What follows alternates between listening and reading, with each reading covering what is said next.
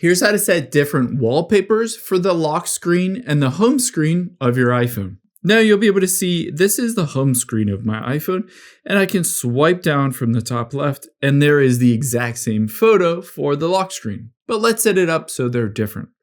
Now you have two different ways to edit your wallpaper. You can head into the settings app of your iPhone and then just scroll down until you find wallpaper. Tap on that.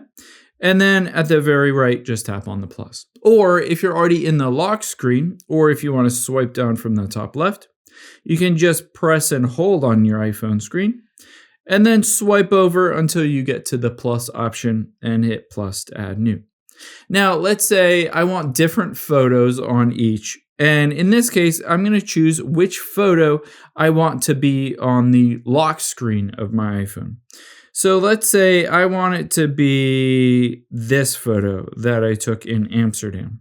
So this is going to be the lock screen on my iPhone, and I can tap on add here, and you'll be able to see it says, all right, this is the lock screen and this is the home screen. It takes the exact same photo and just blurs it.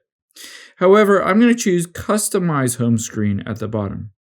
You can see on here, I can tap the little blur symbol to unblur it if you just wanted a clear version of it.